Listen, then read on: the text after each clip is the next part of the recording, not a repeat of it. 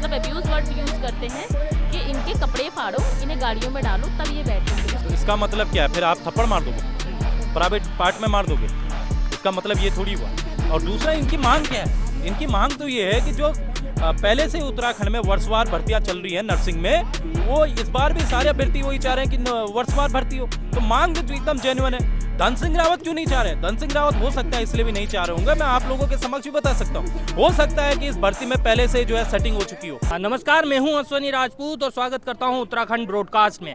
आज आपने देहरादून की सड़कों पर वो नज़ारा देखा होगा जो पहले कभी शायद ना देखा हो, क्योंकि आज जो लोकतांत्रिक अधिकार है हर किसी प्रदेशवासी का, आज उसका कहीं ना कहीं हनन हुआ है। सीएम आवास कूच, जैसा कि मैंने पिछली वीडियो में भी आपको बताया था, नर्सिंग वाले सीएम आवास कूच कर रहे थे। पहले तो दिलाराम चौक पर ही रोक दिया गया है कि आप नर्सिंग जो सीएम आवास कूच है नहीं कर सकते, लेकिन उसके बाद जब परमिशन मिली भी तो भी बीच रास्ते से इन्हें सीएम आवास कूच से हटा लिया गया।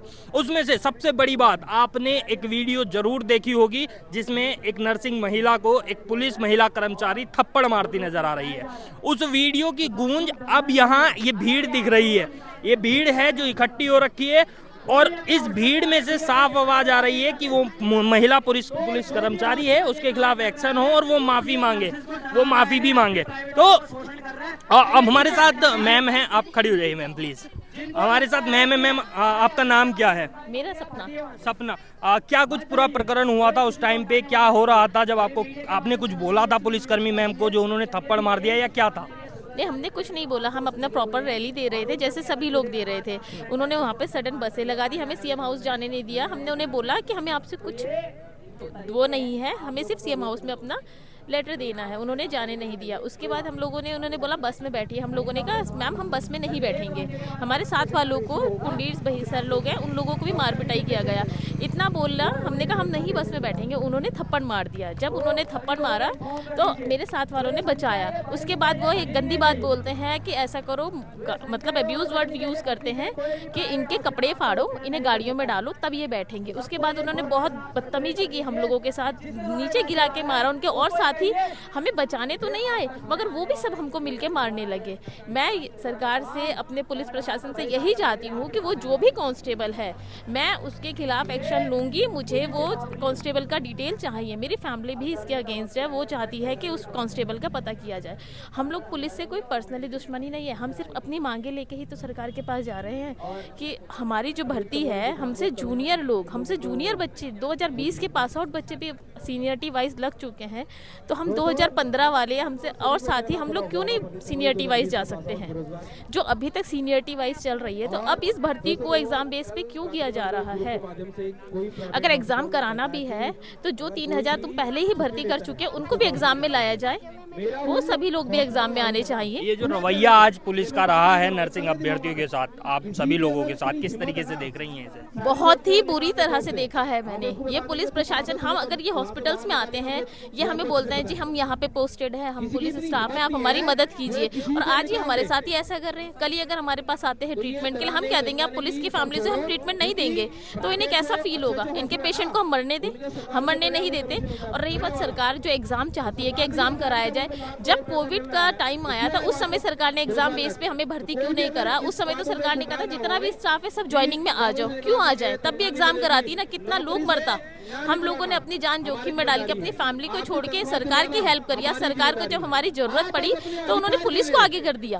पुलिस हमारे साथ लड़ाई झगड़ा कर रही है, ये हम नहीं। धरना प्रदर्शन, रैलियां तो बहुत होती हैं, सीएम आवास कूच भी बहुत होते हैं, लेकिन आप ही लोगों के साथ ऐसा क्यों कर रहे हैं? ये मतलब कुछ इसकी स्पेसिफिक रीजन है, कोई कुछ पता चला आप लोगों को? सरकार भर्ती ही होना देना चाहती है। अब धन सिंह सर का क्या है मुद्दा हमको नहीं पता, मगर हम यही चाहते हैं कि सर से हम यही रिक्वेस्ट कर रहे हैं कि सर जो हमारी मांग है उसको मान ली जाए, आगे किसी तरह का कोई मिसबिहेव हमसे नहीं किया जाए।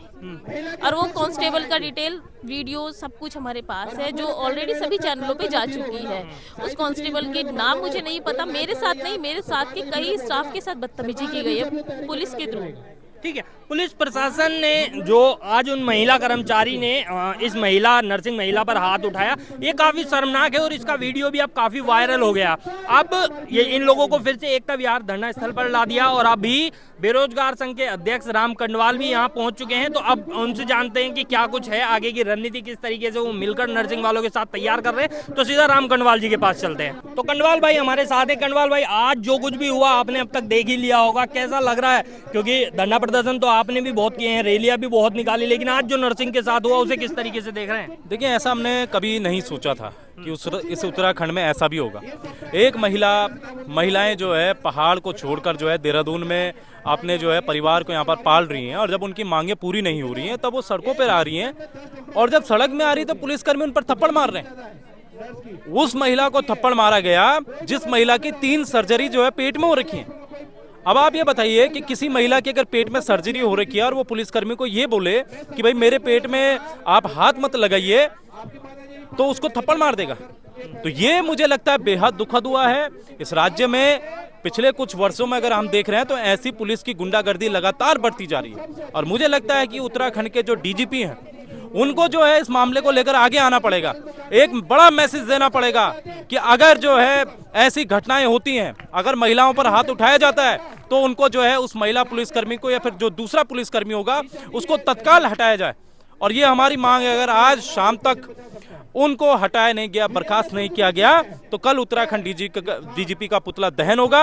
और अगर पुतला भी उसके बाद भी नहीं मानते हैं तो उसके बाद हम जो है रणनीति आगे की बना रहे हैं। तो किस तरीके की रणनीति बनाई जा रही है? क्योंकि अभी मैं सुन भी रहा था कल दून में एकत्र होना, सबको मैसेज कर दो, इस तरह की बातें भी चल रही थी। तो क्या कल भी कुछ बड़ा होने वाला है? देखिए, बड़ा क्यों नहीं होगा भाई। एक प्रदेश की एक महिला पर थप्पड़ मारा गया, एक नारी पर थप्पड़ मारा गया, तो कल आज एक नारी पर मारा गया, कल ना जाने कितनी नारी पर मारा जाएगा। और वो एक अभ्यर्थी हैं, वो जो है भर्ती की तैयारी कर रही हैं, वो जो एक नर्सिंग अभ्यर्थी हैं, तो आप जो उन पर थप्पड़ कैसे मार सकते हो, जो लोग जो है जन सेवा कर रहे हैं? तो मुझे लगता है कि बहुत बड़ा ये मैटर होने वाला है, और आज हमने इसको सोशल मीडिया में भी डाला है, और प्रदेश के युवाओं को ये ठीक वैसा ही मामला हो रहा है जैसे 2022 में भी रात को पुलिस वालों ने जो है बेरोजगार संघ की महिलाओं पर जो है हाथ उठाया था।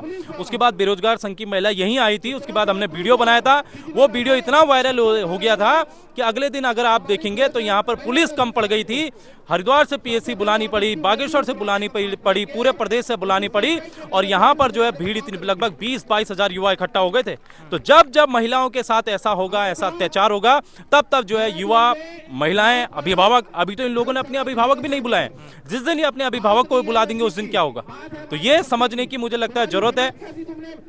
तो क्या बेरोजगार युवा भी इकट्ठा होंगे इनके पक्ष में? कल अगर कल कुछ बड़ी रैली निकलती है, कोई बड़ा धरना प्रदर्शन होता है, क्या बेरोजगार भी आएंगे? देखिए, बेरोजगार तैयार है, लगातार हमसे संपर्क में है कि इस मैटर पर क्या करना चाहिए, कैसे करना चाहिए, तो वो भी हमारे संपर्क में है। लेकिन हम एक रणनीति बनाएंगे कि कैसे कैसे इस मैटर को आगे बढ़ना है, क्योंकि इसमें धन सिंह रावत लगातार सवालों के घेरे में।